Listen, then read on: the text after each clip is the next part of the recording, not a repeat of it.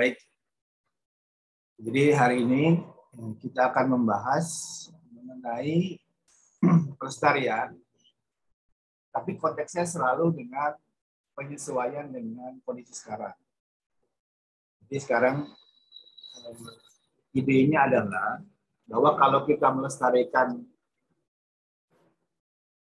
benda-benda, terutama bangunan, itu tidak hanya sekedar dia tetap ada seperti dulunya.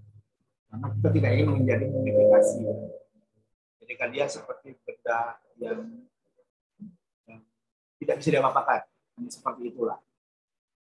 Karena dia perlu disesuaikan dengan kondisi saat ini. Bahkan kalau perlu diremajakan, dibuat lebih berguna lagi. Bukan sekedar jadi hiasan barang museum.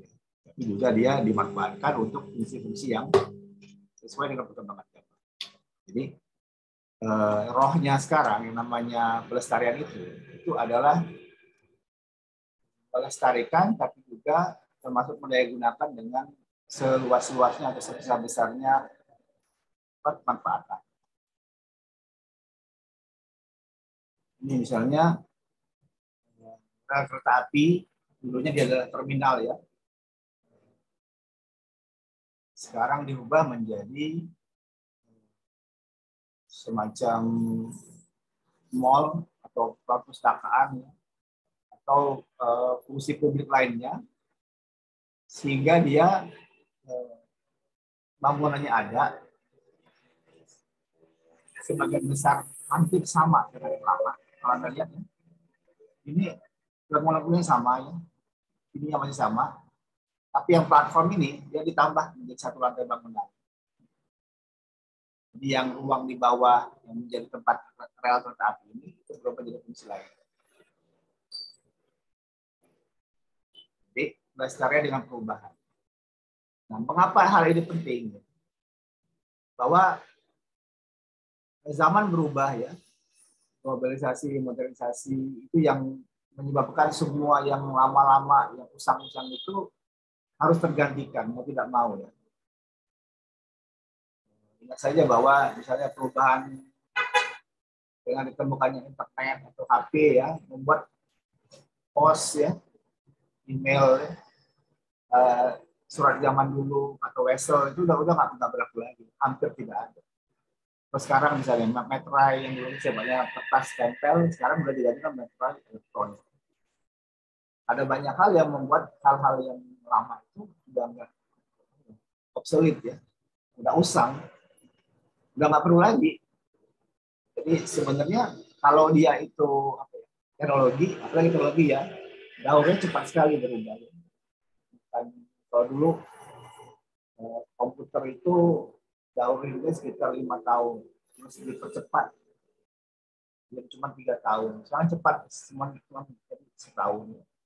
HP juga sama. HP dulu dari hidupnya cuma berapa? Cuma setahun, sekarang menjadi 6 bulan, menjadi 3 bulan. Artinya apa? Begitu ada produk baru yang keluar, produk lama itu menjadi nggak dipakai lagi.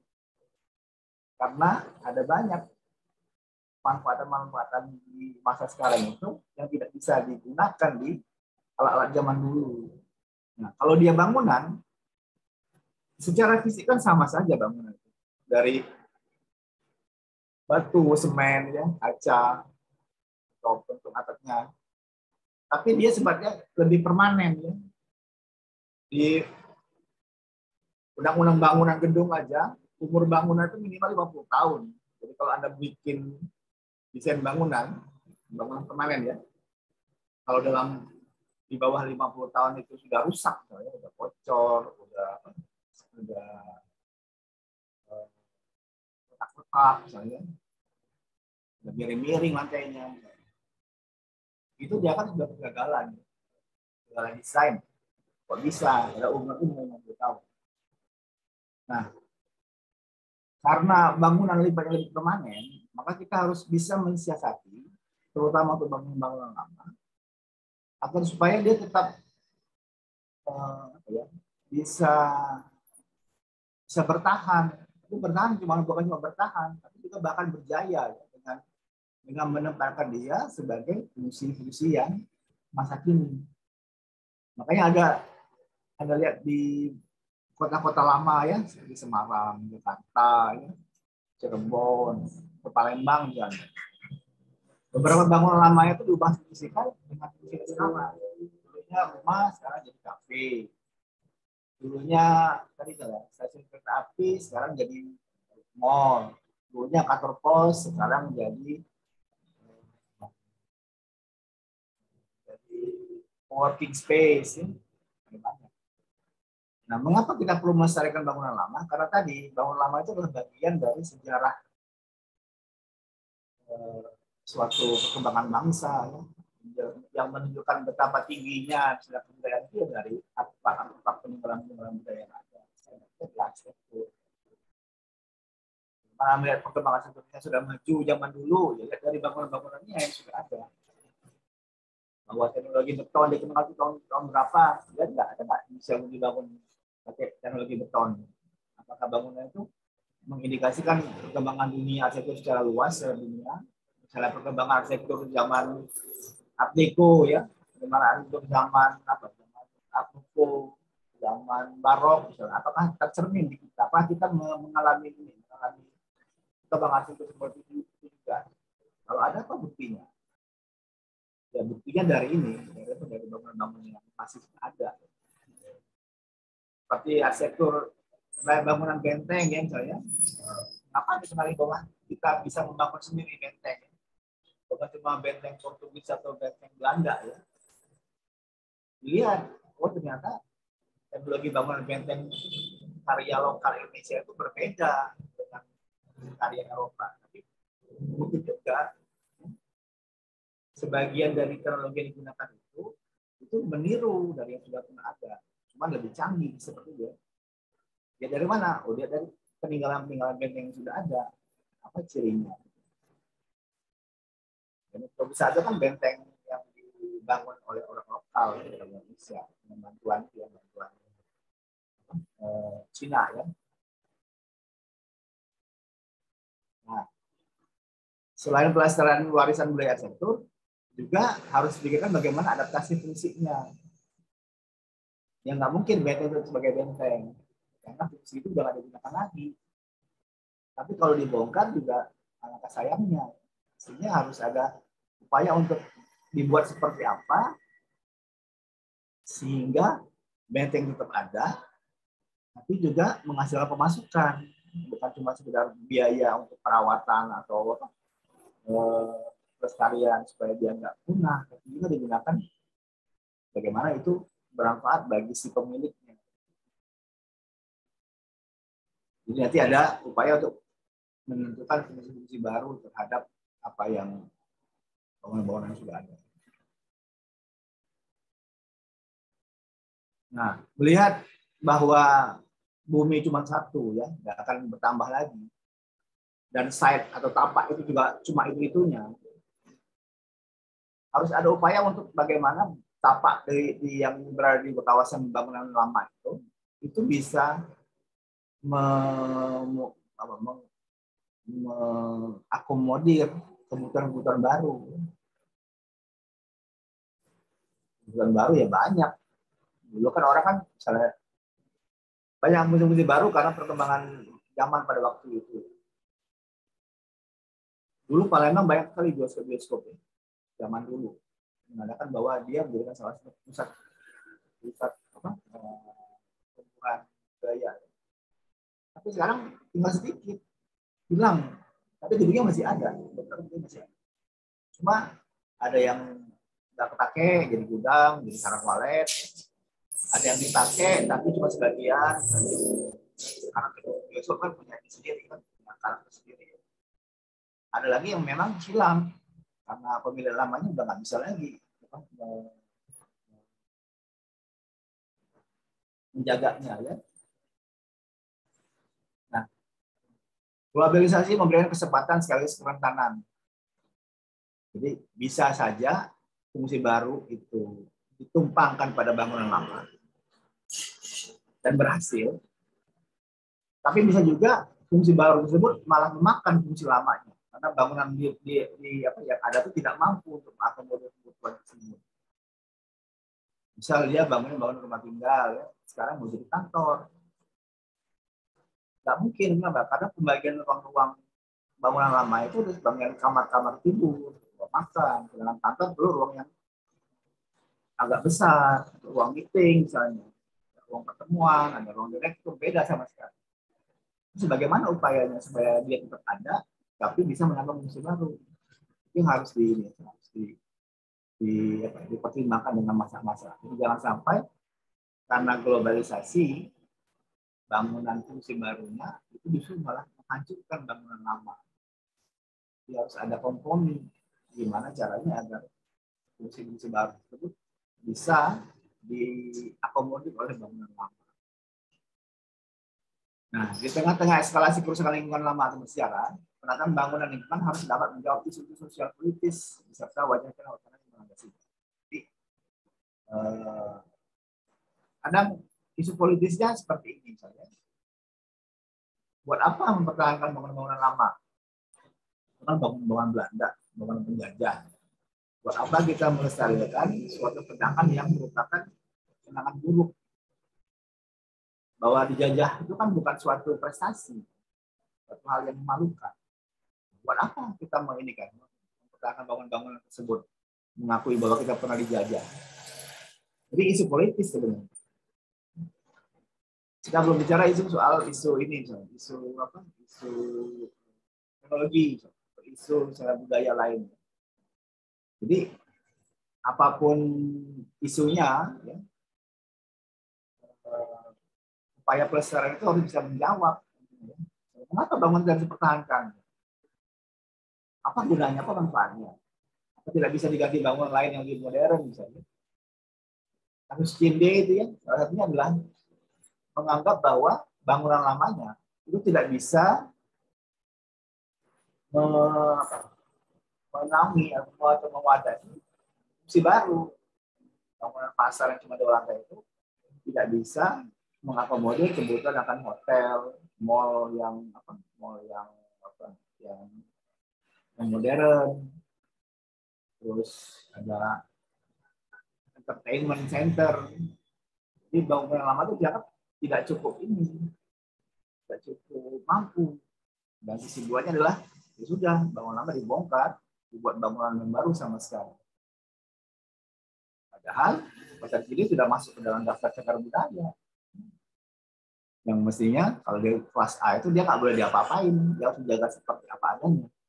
Tapi terjadi bentrok, ya, terjadi ketidaksesuaian antara kebutuhan dengan apa yang syaratan harus diikuti. Syaratannya harus menggunakan bangunan lama, nggak boleh dirubah. Tapi kebutuhannya tidak mungkin dimasukkan dalam bangunan lama tersebut. Terlalu sempit, terlalu kecil. Apalagi sekarang misalnya jadinya disruptif ya, atau dinamika yang mengaruhi kesadaran pemahaman tentang nilai dan pemikiran baru. Nah, sekarang misalnya orang nggak perlu lagi merasa punya mobil ya. Kenapa punya mobil? Bisa naik Grab, naik Gojek, pengen mobil apa? Tinggal pesan aja. Nggak usah kena biaya perawatan, biaya untuk pajak, registrasi, biaya bensin. Kalau perlu tinggal pakai. Konsep-konsep baru, nilai-nilai baru, ya orang nggak perlu lagi merasa perlu rumah. Kenapa? Ya karena rumah juga dia bisa di mana aja sekarang. Prinsip BNB, Airbnb, mau kemana aja, tinggal di mana aja gampang, tidak harus di hotel. Orang bisa sewa tempat penginapan itu di rumah-rumah pribadi atau apartemen pribadi yang disewakan. Setiap orang bisa memiliki rumah, memiliki hotel sendiri. Itu perlu baru sewa. Jadi sama sekarang kayak kasusnya digital nomad ya. Tenaga ahli IT ya. Dia kerjanya bisa di mana-mana. Berlibur akan kerja di Bali, tapi kantornya ada di Amerika. Ada di Meksiko misalnya, di Cina, badannya bisa di mana, proyeknya bisa di mana. Karena dunia tadi, dunia berkembang sangat cepat.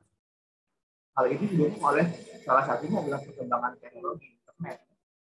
Dulu orang nggak kepikir bisa kerja remote ya, jarak jauh di mana dia tinggal dengan di mana dia bekerja itu adalah bisa beda benua ya. Tinggal di Asia, tapi kerjanya di benua Eropa atau benua Amerika. Dan sebaliknya. Disrupsi dan urbanisasi berpengaruh terhadap arsitektur dan kota, termasuk lingkungan bersejarah dan cagar budaya. Jadi ada banyak bangunan-bangunan baru, bangunan-bangunan masa kini yang dulu itu tidak dikenal. Seperti prinsip itu ya, hotel kapsul ya, hotel yang hanya seukuran badan, seukuran tempat tidur ya. Bentuknya ya kayak kapsul. Anda tidur hanya ruang kamar Anda hanya seukuran tempat tidur. 2x2 atau 1x2 malah. Semua lainnya fungsinya adalah fungsi bersama ya. Kamar mandi bersama, ruang makan bersama, ruang kerja itu bersama. Begitu Anda mau tidur, ya Anda masuk ke kamar tidur Anda saja. Dulu nggak ada, dulu pakai sistem hotel ya sistem lama ya. Orang check in dulu, pesan kamar dulu, ya. Terus kamarnya dapat lengkap, ada kamar tidur, kamar mandi, ruang kerja, ya. Sofa. Sekarang nggak perlu lagi. Karena semua orang sudah berubah gaya hidupnya. Realitas sosial dan urban yang terfragmentasi dan sulit dikaitkan dengan satu dan lainnya adalah terkait arsitektur. Budaya ya, sosial budaya ya. Kebiasaan orang untuk berkota pun berbeda dengan zaman dulu. Ya. Dulu orang kalau mau hiburan, misalnya nonton bioskop, ada gedung bioskop. Sekarang kalau mau nonton bioskop, nggak perlu bioskop, nonton aja sendiri di HP. Dulu teknologinya kalau mau nonton sendiri harus ada pemutar CD atau DVD ya, diputar di TV. Sekarang nggak perlu lagi, sudah pakai streaming. Filenya nggak perlu disimpan di dalam HP. Kalau perlu baru ditarik dari cloud. Dan kapanpun bisa selama ada koneksi jaringan. Makanya sekarang kebutuhan pokok itu bukan lagi tangan papan. Ada satu lagi, plus koneksi internet. Jadi kebutuhan dasar sekarang. Orang kalau nggak itu nggak bisa apa-apa soalnya. Mau jalan aja mesti pakai Google Maps misalnya. Padahal kalaupun nggak ada itu mestinya ya nggak masalah juga. Jadi ketergantungan orang juga semakin tinggi sekarang dengan gadget ya, dengan alat-alat komunikasi. Kemudian perubahan pelestarian secara konseptual atau ontologi dan epistemologi teori dalam pengetahuan. Jadi ada disrupsi digital ya, transformasi, logistik, kecepatan, efisiensi, konektivitas atau komunikasi. Tapi juga ada ini pandemi ini ya.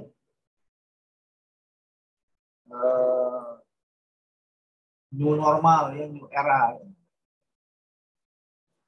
Dulu belajar seperti ini, remote ya. Anda di rumah, saya di rumah, itu tidak pernah terpikirkan. Kalau belajar tuh Anda harus ke kampus, saya ke kampus, ketemu di kampus. Sekarang sudah berbeda. Karena apa? Karena pandemi. Orang nggak bisa berkumpul. Kalau berkumpul terbatas. Harus 50% dari kapasitas. Jadi kalau ruang kelasnya itu 40, itu cuma boleh 20. Kalaupun 20, itu cuma boleh 10. Tidak efisien. Berbeda dengan yang tadi ya. Kita bicara soal kecepatan efisiensi dengan yang ini. Pola hidup sehat, kualitas lingkungan, PPKM, ya. Ini juga merubah cara kita beraktivitas. Perkembangan teknologi jarak jauh untuk video conference seperti ini itu juga berkembang dengan cepat. Orang sekarang bisa bekerja, dulu juga sebelum pandemi ya, bekerja remote seperti ini, tapi tidak seintensif ini. Ya. Kalau sekarang hampir semua kegiatan yang mengumpulkan banyak orang itu diredius, dikurangi, sehingga pertemuan itu lebih sedikit. Digantikan oleh pertemuan lewat teknologi. Anda bisa buka di komputer, bisa buka di laptop, bisa buka di HP, dan bisa di mana saja. Anda juga tidak harus di rumah sekarang. Anda bisa lagi di jalan, Anda bisa lagi di pantai, Anda bisa lagi di kamar. Selama Anda terkoneksi, Anda bisa mengikuti pertemuan ini. Nah, ini beberapa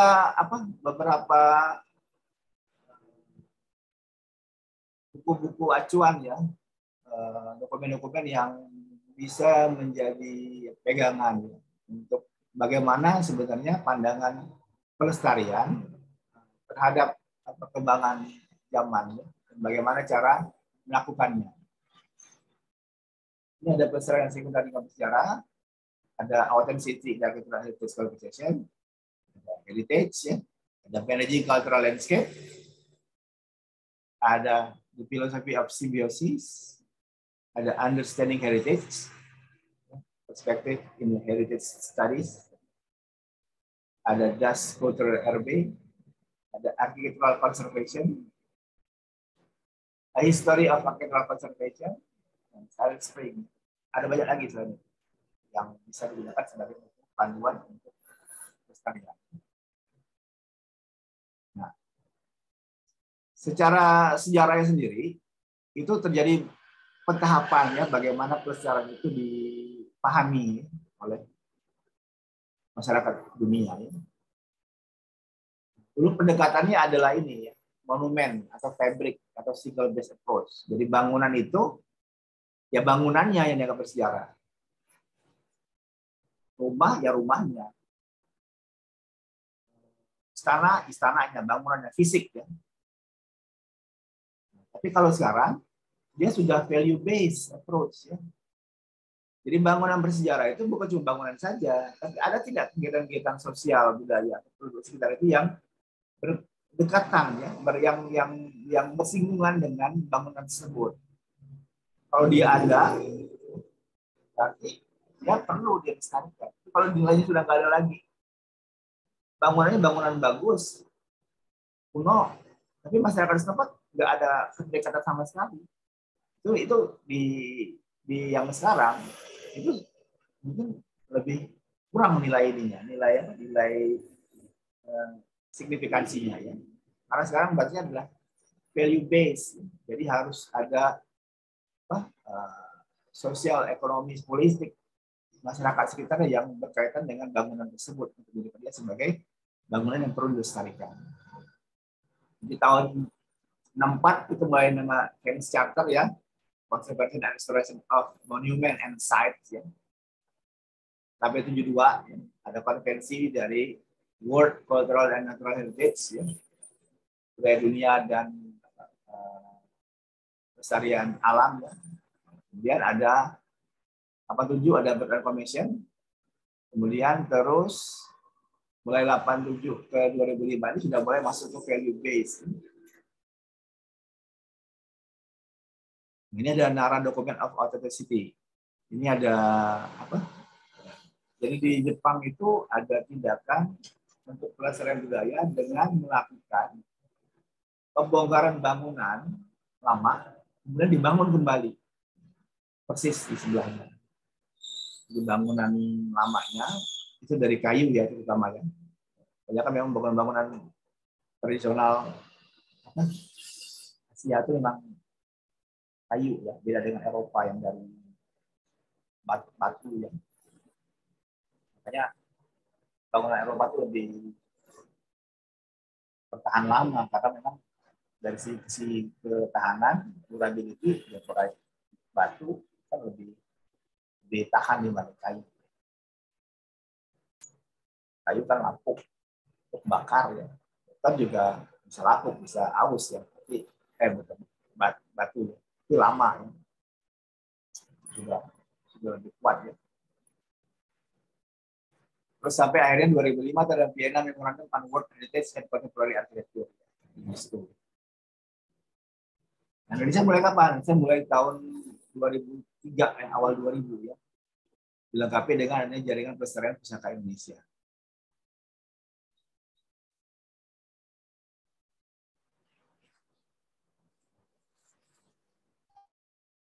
Jadi gagasan warisan budaya dan pelestarian telah berkembang dari masa ke masa. Pelestarian melingkupi budaya, culture ya, dan alam atau lingkungan, nature, dan mencakup kegiatan perlindungan, pengembangan, dan pemanfaatan. Jadi yang namanya pelestarian itu ada perlindungannya, ada pengembangannya, ada pemanfaatannya. Kegiatan pelestarian bukan sekedar penghormatan kepada masa lalu, tetapi mencoba untuk relevan dengan dinamika zaman. Jadi nggak cuma sekedar pelestarian ansih ya, saya bilang mumifikasi ya. Seperti itu aja, ya benteng jadi benteng, tetap benteng itu. Tapi juga harus sesuaikan. Jadi apa benteng bermanfaat ya? Dalam kaitan dengan lingkungan sekitarnya, ekonomi, politik.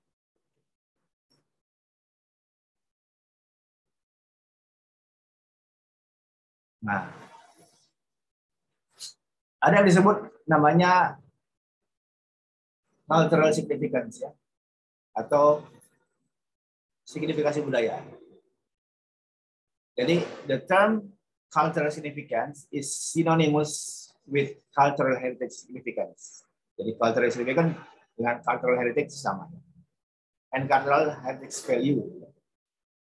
Jadi memaknai masa lalu untuk apresiasi atau masa kini dan menyediakan kekuatan internal dan rasa kini untuk merespon masa depan. Kalau aslinya kan biasa tuh ya.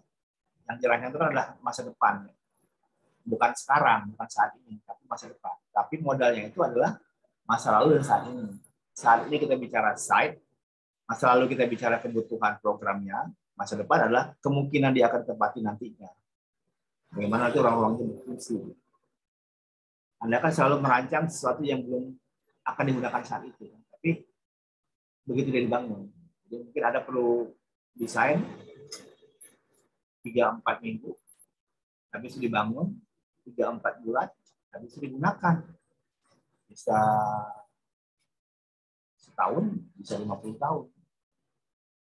Tapi kan berarti kan masa depan yang akan ada lagi.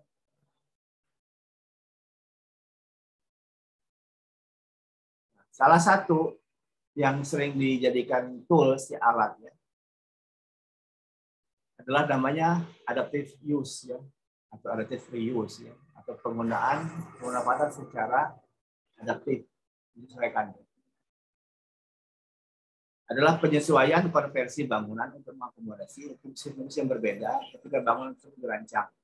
Jadi saya bilang kan, tadinya rumah jadi kantor, tadinya kantor jadi kafe, tadinya kafe jadi hotel, jadi hotel terus jadi kantor lagi, seperti itu. Sensitif ya, perubahan fungsi dan aktivitas hunian dilakukan dengan minimalkan perubahan yang bersifat merusak. Jadi sebanyak mungkin pengembalian fungsi itu meminimalkan kerusakan yang akan terjadi. Fungsi baru yang dapat diakomodasi ke dalam fungsi perumahan atau less disruptive, misalnya BNB ya, best. Kantor profesional, small specialty restoran, jadi kalau rumah jadi gudang itu rusak sebenarnya, nggak bagus. Rumah jadi rumah lagi bisa, kan nggak masalah, perubahannya fungsinya tetap. Tapi kalau rumah mau jadikan tempat tinggal ya, untuk disewakan, nah itu bisa ya, lebih sedikit misalkan ya. Atau rumah jadi kantor yang kemarin yang saya contohkan rumah jadi kantor, bisa dilakukan.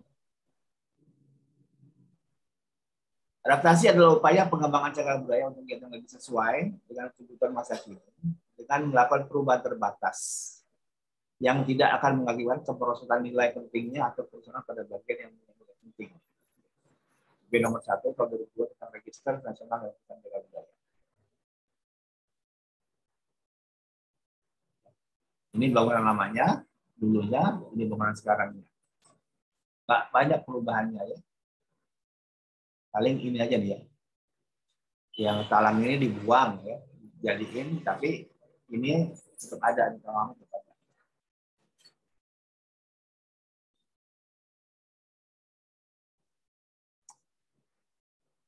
Catnya mungkin dikembalikan atau disesuaikan dengan warna aslinya, atau juga ini disesuaikan dengan fungsi kebutuhannya sekarang.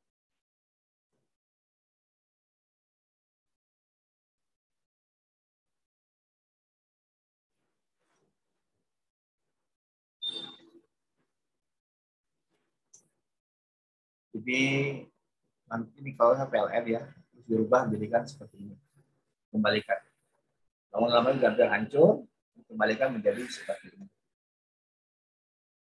Pertimbangan kebijakan pelestarian ya. Yang pertama adalah cultural signifikan. Jadi menentukan seberapa pentingnya budaya atau bangunan bersejarah tersebut untuk dikenal, untuk diketahui. Ini langkahnya ya. Jadi mencari atau mengumpulkan informasi yang berkenaan dengan pengembangan dari peraturan konservasi atau kebijakan konservasi. Yang pertama adalah berkaitan dengan kebutuhan dari klien atau fungsi-fungsi yang sekiranya bisa digunakan. Kemudian kebutuhan eksternal ya. Kebutuhan eksternal itu misalnya gini misalnya, dia perlu fire escape code ya, jalur kebakaran untuk kondisi darurat misalnya. Karena bangun jadi bangunan publik. Atau misalnya harus menyediakan jalur bagi aksesibilitas yang terbatas untuk pejalan kaki atau untuk untuk disable ya, person ya. Atau misalnya kebutuhan akan penambahan penghawaan ruangan yang lebih sehat misalnya. Nah itu harus dipertimbangkan jika itu dilakukan terhadap bangunan lama. Kemudian ada requirement for retention of significance. Jadi kebutuhan akan persyarat untuk menjaga ya, mempertahankan signifikansinya. Terus kondisi existing seperti apa? Seberapa besar dia harus dikembalikan lagi fungsinya. Kalau dia sudah tinggal fondasinya aja, ya mungkin nggak perlu dibangun ulang. Dan kalau dibangun ulang, apakah harus seperti bangunan aslinya, bangunan lamanya? Ataukah boleh misalnya dibangun bangunan yang sama sekali modern? Ya dari tadi, dan dari sejauh mana dia penting, cultural. Ya. Kemudian pengembangan polisi ya, kebijakan konservasi, terus menentukan kebijakan konservasi, kemudian bagaimana strateginya untuk menerapkan kebijakan konservasi tersebut. Ini ada di beberapa chapter.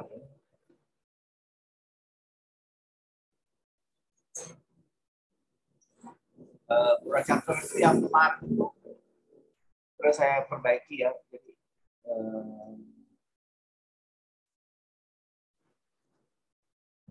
nah,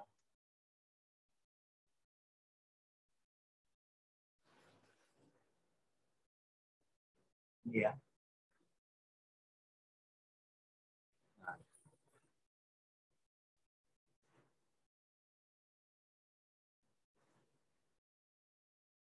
Chapter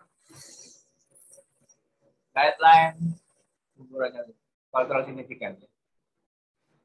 Jadi ini yang pertama Ini yang kedua, konsekuensi polisi. Jadi pertama adalah penentuan cultural significance. Yang dua adalah kebijakan konservasinya. Nah, yang ketiga adalah bagaimana prosedur untuk melakukan penelitian dan laporan. Jadi sebenarnya dengan mempelajari ini udah cukup. Kita sudah punya tools, sudah punya alat untuk bagaimana melakukan suatu tindakan untuk penentuan apakah suatu objek bangunan itu layak atau perlu dipertahankan, perlu dilestarikan atau tidak. Ya. Cultural significance berarti estetik,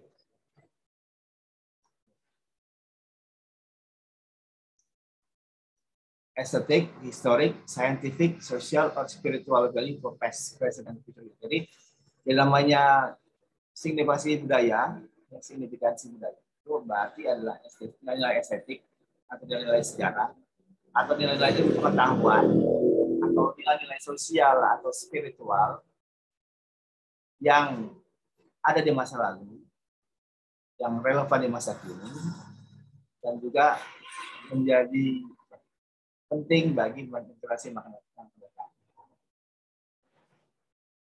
Cultural significance sendiri itu adalah melekat, ya, embodied, menempel, ya, atau tidak terpisahkan dari tempatnya, dari fabriknya, dari bangunannya, dari settingnya, lingkungan sekitarnya, dari fungsinya, kegunaannya, dari asosiasinya, ke pemahaman, ya, terhadapnya, dari maknanya atau dari catatannya yang berkaitan dengan tempat atau berkaitan dengan objek. Places atau tempat may have range of value for different individual group. Jadi tempat-tempat tersebut bisa saja bernilai berbeda, ya. Bernilai berbeda tingkat kepentingannya dari orang per orang atau sekelompok orang. Nah, jadi kalau Anda lihat Gura Chapter sebenarnya sudah cukup lengkap, ya. Kalau Anda bisa membuktikan, ya, bahwa tempat atau bangunan tersebut itu nilai estetiknya ada, atau ada nilai historiknya, nilai sejarahnya, atau ada nilai pengetahuannya, atau ada nilai sosial dan spiritual, ya, itu sudah layak dijadikan sebagai bangunan yang harus dipertahankan. Jadi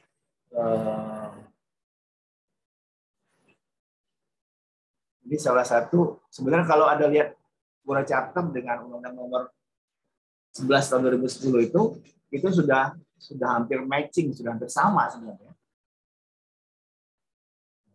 Cuma di sini dijelaskan bagaimana caranya, ya. Bagaimana dan mengapa itu perlu, ya. Tempat yang memiliki signifikasi budaya haruslah dipertahankan. Tujuan dari konservasi adalah untuk mempertahankan signifikasi budaya dari suatu tempat. Konservasi adalah tindakan yang terpadu dengan manajemen yang baik mengenai suatu tempat dan signifikasi budaya. Tempat yang memiliki suatu signifikasi budaya haruslah dijaga dan tidak boleh mendapatkan risiko ataupun berada pada keadaan yang rentan, ya, yang mudah rusak.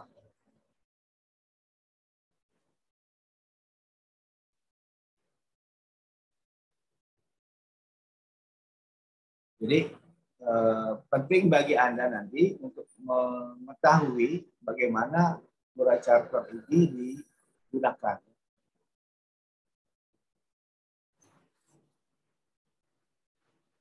Jadi prinsipnya adalah tempat tersebut, ya, harus memiliki fungsi yang kompatibel, fungsi yang bersesuaian dengan saat ini.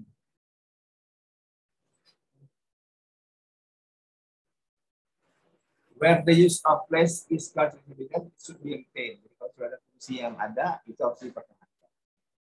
Cuma tadi, ya, memang agak mahal, supaya jangan mahal itu makanya harus menghasilkan ininya apa si bangunan tersebut. Kalau nggak ya selalu akan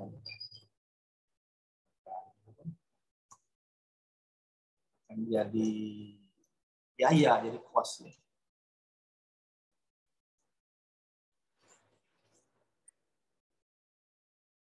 Oke.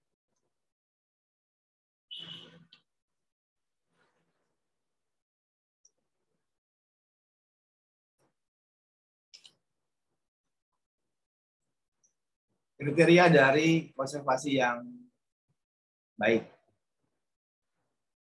Ini berdasarkan UNESCO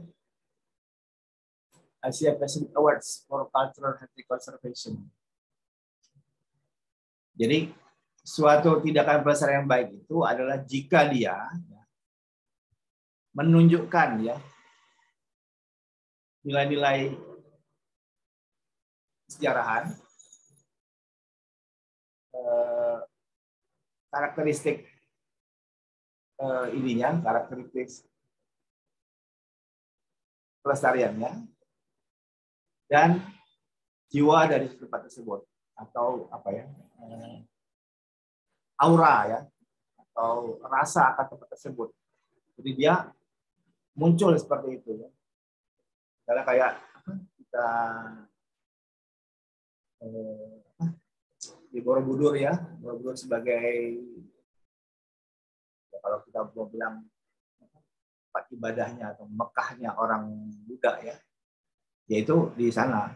Kalau kita kan kalau zaman ke Mekah, ya. Jadi Borobudur sebagai tempat upacara keagamaan, tempat yang sakral, itu harus dipertahankan. Kalau sekarang banyak apa ya, kegiatan-kegiatan sifatnya lebih mengarah ke turis ya, mengarah ke jalan-jalan senang-senang, itu mungkin ya, mungkin agak mengurangi nilai sakralitasnya.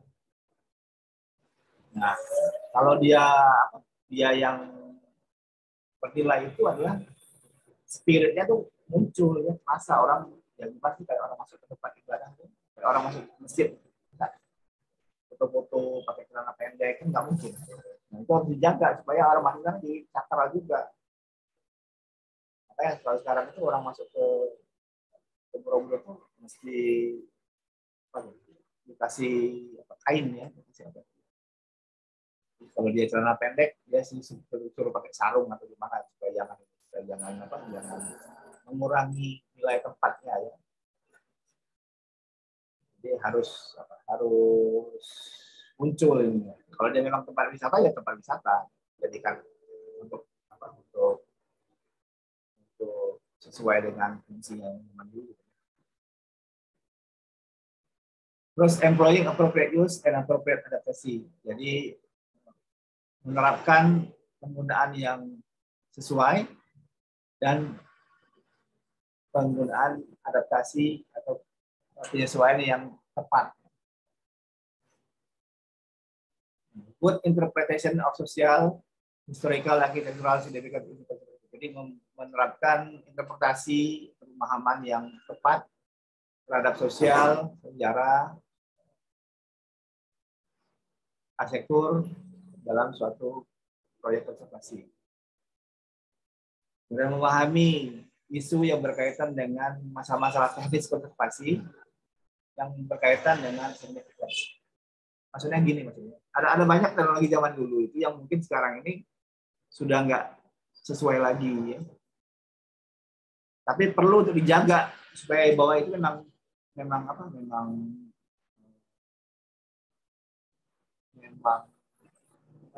autentifikasinya bahwa memang ini bangunan lama, cara lama. Cuman bisa digunakan teknologi baru.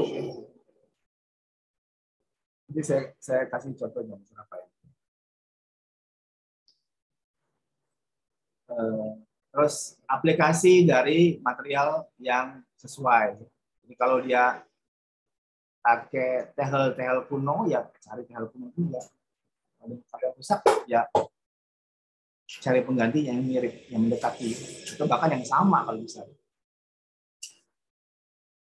Di restore ya, dikembalikan seperti awalnya. Terus mengaplikasikan barang baru atau elemen-elemen baru dengan cara yang kreatif, secara teknis. Mungkin barang tersebut, material tersebut sudah nggak ada lagi, sudah nggak bisa juga dicari penggantinya. Nah, itu dibuatkan dengan ini baru, dengan teknologi baru untuk menggantikan itu, tapi dengan cara-cara yang kreatif. Nah, bangunan atau tempat tersebut juga harus memberikan ini ya, kesinambungan budaya bagi masyarakat sekitarnya. Kontribusi untuk community cultural continuum. Terus memberikan atau membangkitkan dampak positif ya, terhadap upaya-upaya pelestarian secara praktek dan juga secara kebijakan. Baik secara ekonomi, lingkungan, sosial, budaya, dia haruslah berkelanjutan. Terus memberikan apa? Menampilkan ya suatu konsistensi terhadap masalah-masalah teknis, kompleksitas, dan integrasi dari suatu metodologi proyek yang berkaitan dengan kejelasan suatu dokumentasi, suatu catatan. Ini bangunan lamanya, ini bangunan barunya.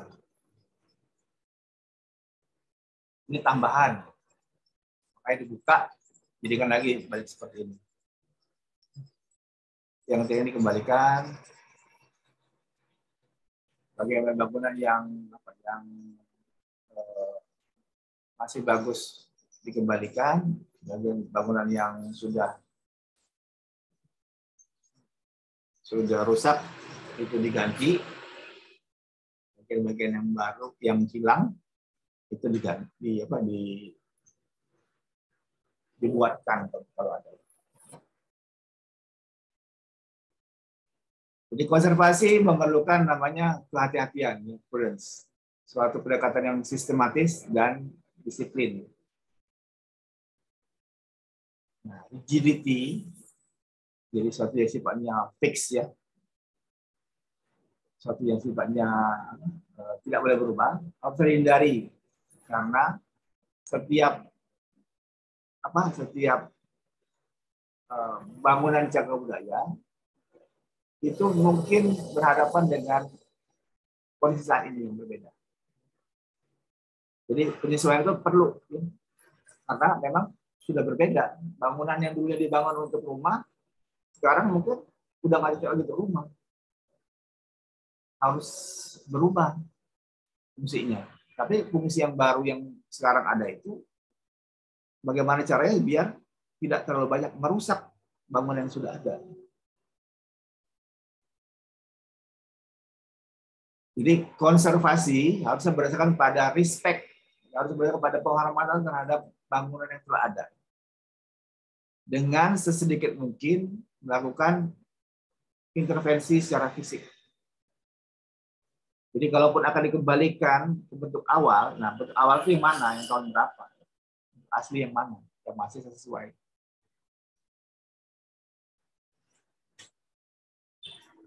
It should not distort the evidence provided by public access, the trace or the alteration and early treatment are evidence of the place history. Jadi harusnya tidak boleh merusak atau mengaburkan ya bukti-bukti yang berkaitan dengan bagaimana jejak pertumbuhan atau jejak perkembangan dan penambahan dari bangunan tersebut sebagai bukti bahwa tempat itu memiliki sejarah dan penggunaannya. Konservasi seharusnya tidak boleh dilakukan hanya jika tersedia resource sumber daya yang cukup dan tersedia untuk memastikan bahwa bangunan tersebut tidak akan dibiarkan dalam keadaan yang rentan atau membahayakan dirinya dan bahwa cultural significance-nya itu tidak bisa diperbaiki. Impact itu nggak bisa diperbaiki. Jadi pastikan dulu resource-nya ada, sumbernya ada dan cukup, dan bisa untuk melakukan kembalian terhadap bangunan bersejarah tersebut. Haruslah dipastikan dan ditekankan bahwa konservasi yang baik itu seringkali involves the least work. Seringkali melibatkan kerjaan yang lebih sedikit. Dan dapat saja dia tidak mahal. Tidak mahal, inexpensive. Kalau sudah mahal itu berarti sudah bukan good, bukan best lagi ya. Itu menjadi berlebihan. Bisa mempertahankan lama jadi lebih mahal. Maksudnya enggak. A place should remain in its original purpose. Jadi harus berada di tempat yang bersejarah tersebut. Memindahkan bangunan atau bagian dari bangunan itu hanya boleh dilakukan jika upaya tersebut adalah untuk memastikan ya, keamanan dan keberlangsungan konservasi tersebut. Dan haruslah dikembalikan jika hal tersebut memang memungkinkan. Misalnya apa ya? Misalnya gempa ya. Karena itu rawan gempa. Lahannya rawan gempa, terus dia hancur sama sekali. Nah, terus mau dibangun ulang, tapi di lahan tersebut udah nggak bisa lagi. Karena memang tanahnya masih atau daerah tersebut berbahaya. Itu bisa aja dipindahkan, dibangun tempat lain. Tapi begitu tempatnya itu sudah aman dan tidak ada masalah lagi, ya balikin lagi. Hanya bisa kalau itu adalah memastikan security ya. Jadi any structure which is moved should be to an appropriate setting and different. Jadi beberapa bangunan ini yang bagian-bagian bangunan yang dipindahkan haruslah dikembalikan pada setting atau tempat lingkungan yang sesuai dengan fungsi yang sesuai. Kalau pakai WRA ya, prinsipnya Urban Redevelopment Authority Singapura, dia pakai 3R. Repair, careful repair, sensitive restoration, maximum retention. Retention itu berarti nggak boleh berubah. Haruslah seperti apa adanya. Jadi hati-hati dalam memperbaiki, sangat sensitif atau sangat peduli terhadap restorasinya. Kemudian memaksimumkan benda-benda atau bagian-bagian bangunan yang bisa dipertahankan.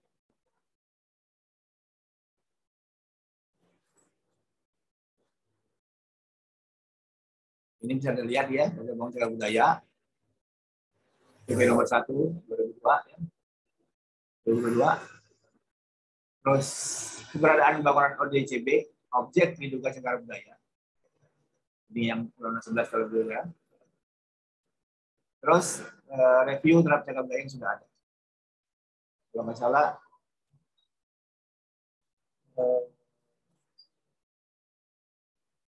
ACP ya, tenaga ahli cagar budaya itu bersidang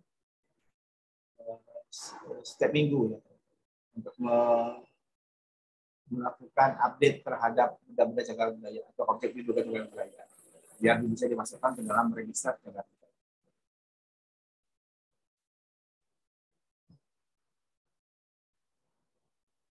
Nah, apa yang bisa dimasukkan sebagai benda cagar budaya? Jadi bangunan dan kawasan atau spesial elements membentuk karakter lokal khusus yang sekaligus menjadi penciri penanda atau identitas. Karakter kawasan cagar budaya atau special qualities of the area itu menyangkut bangunan, layout jalan, jalur sirkulasi atau akses, dan batas batas atau setback, bahan bangunan dan bentuk permukaan, fungsi atau aktivitas spesifik, misalnya pasar, lapangan ya, dan dia nggak ada bangunan permanen. Lapangannya bisa dipertahankan karena ada aktivitas pasar itu ya, terjadi secara terus menerus ya. Nggak ada bangunan sama sekali misalnya. Nah, dia sifatnya bangunnya bangunan apa? Bangunan portable ya, atau pindah-pindah. Ya. Bisa saja kita dipertahankan, tapi hanya berupa lapangannya saja, karena ada aktivitas spesifik ya. Terus ada ruang publik dan private, ya. Vegetasi dan ruang terbuka hijau, dan kemudian street furniture, kayak lampu jalan, kursi, tempat sampah. Kalau dia apa? Dia signifikan ya, menjadi penanda bisa.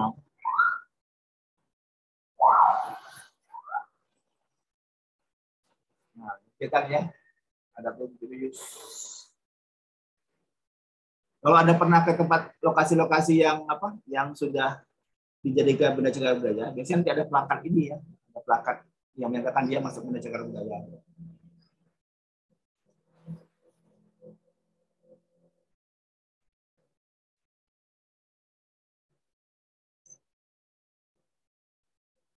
Ini ya, bangunan lama ya,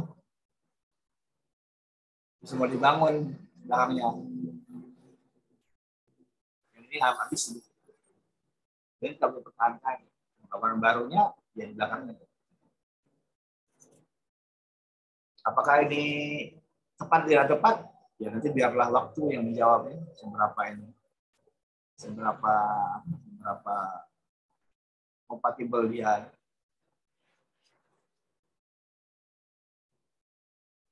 Ini kantor. Manfaatan kawasan bersejarah dan bangunan tuanya supaya budaya bangunan membangun seni bangunan dan seni bukan kajian sejarah tentang kolonial Belanda untuk membuka apresiasi terhadap keseragaman arsitektur Nusantara dan sekaligus sebagai upaya untuk dalam pencarian jati diri. Ini Wisma Kerkoven, ini kantor, tadinya rumah. Bos itu tempat peneropong bintang ya, tempat teropong bintang. Ini di inovasi, perbaiki, kembalikan, nggak ada yang banyak berubah, sama semua. Malah mengembalikan ke ini lamanya ya. Ini kan diganti. Terus lantainya disesuaikan menjadi lebih ini. Jadi sekarang jadi ruang staff ya, ruang kerja.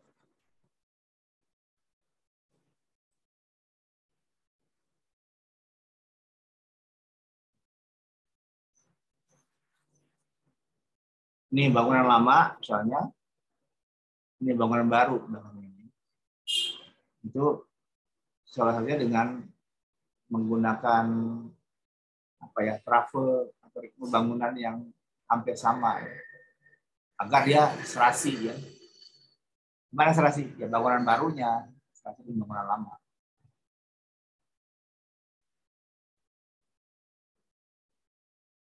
Ini misalnya ada bangunan shop house ya.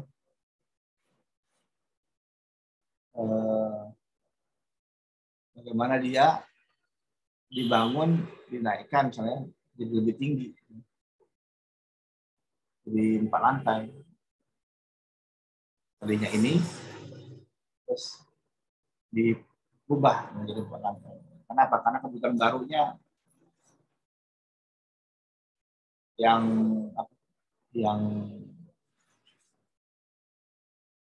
depannya sendiri nggak berubah ini, tapi dalamnya bisa berubah. Tangga. Ini karena kebutuhan akses untuk apa? Escape route juga ya.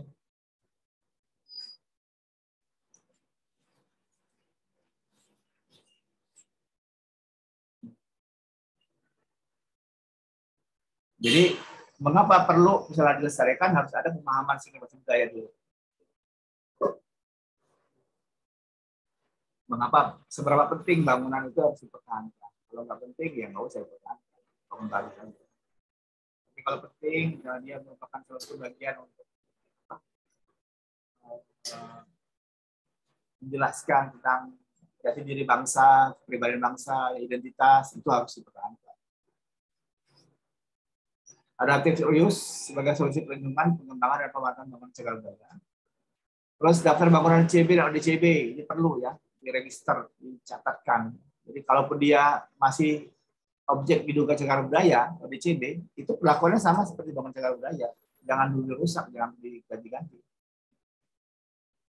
Terus perlunya ada dibuat pengaturan arahan desain guidelines dan pendukung inisiatif. Jadi orang yang atau pemilik yang memiliki benda cagar budaya itu supaya dia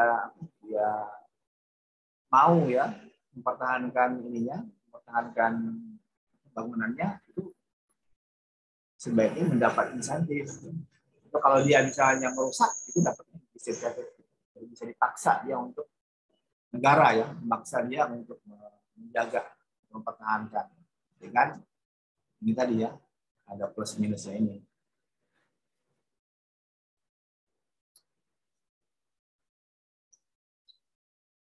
Oke.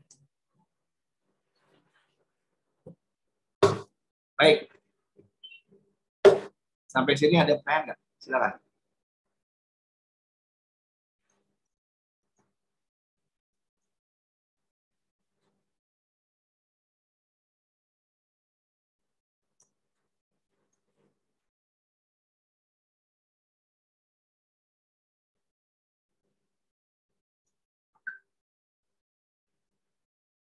Belum ada, Pak. Oke. Ini saya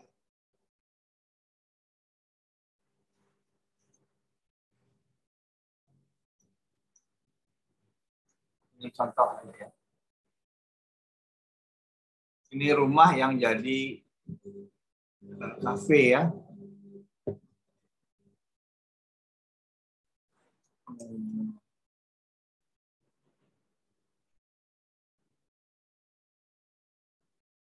Ini nanti saya akan bahas tetap video depan. Jadi ada beberapa hal yang misalnya ini ya, skrin lama ini tetap digunakan. Tapi udah nggak susah cari barang kayak gitu. Udah nggak banyak lagi rumah-rumah lama masih punya, tapi rumah-rumah yang lama juga kadang-kadang sudah nggak berfungsi juga. Nah, ini masih digunakan untuk menjaga autentifikasi bangunan tersebut. Kadang-kadang juga hanya dipakai sebagai hiasan saja, tidak berfungsi sendiri. Dengan lagi sendiri, pakai kabel.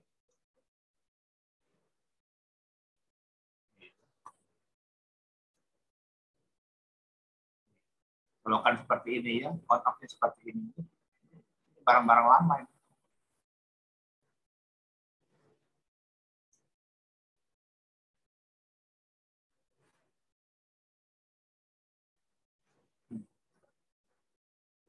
Lantainya dirubah, dikembalikan ke lantai lama.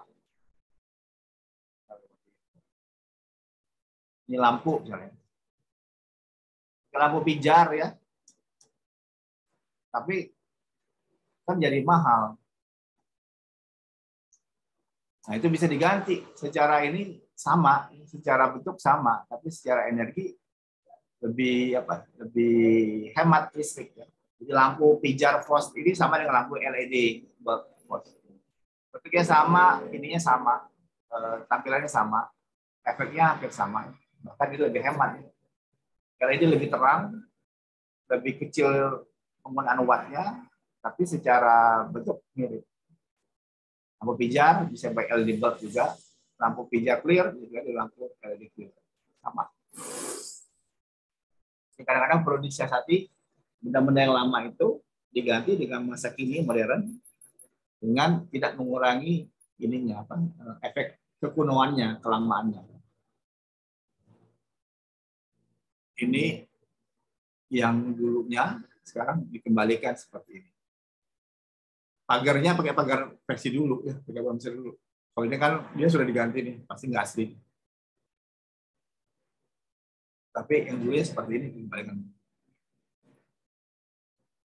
Ini ya, jendelanya ya dikembalikan.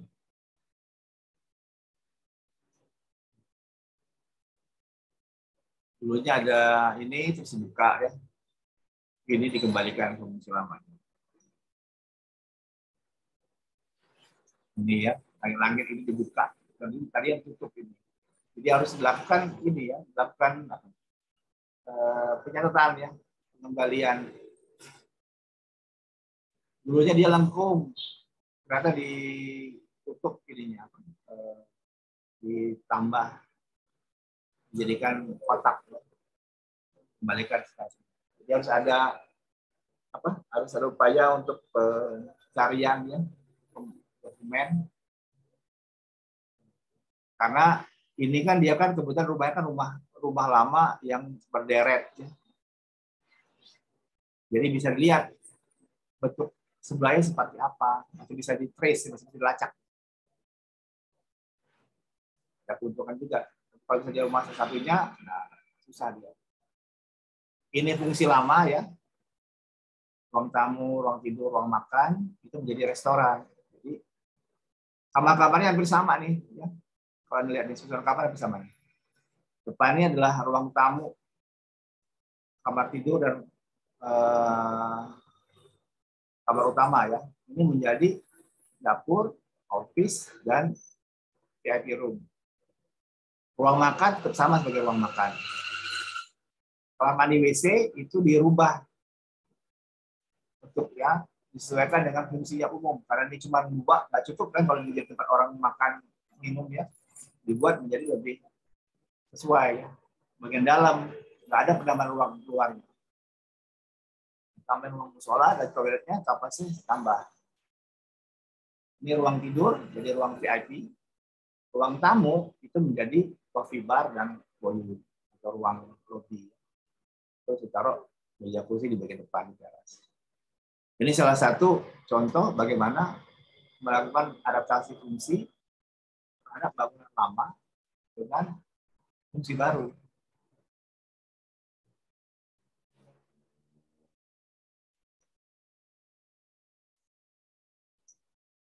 Oke.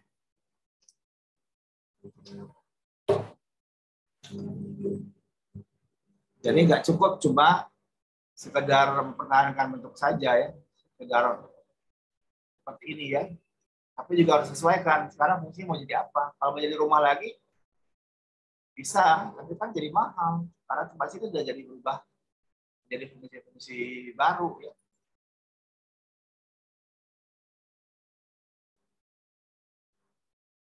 Jadi dia haruslah apa menyesuaikan dengan kondisi saat ini. Ini kalinya ini ya dibuka jadi ini. Kiri kanannya masih rumah dan kantor. Oke, demikian. Jadi kita bahas lebih lengkap minggu depan.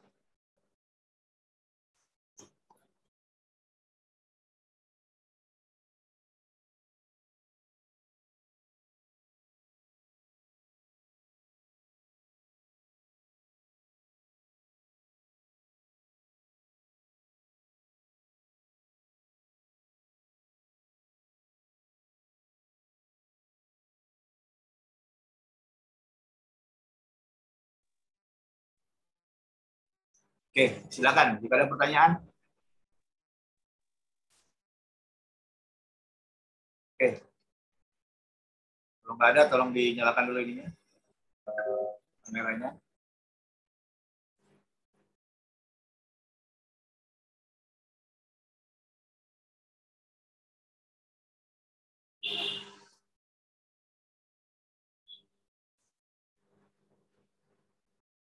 Baik.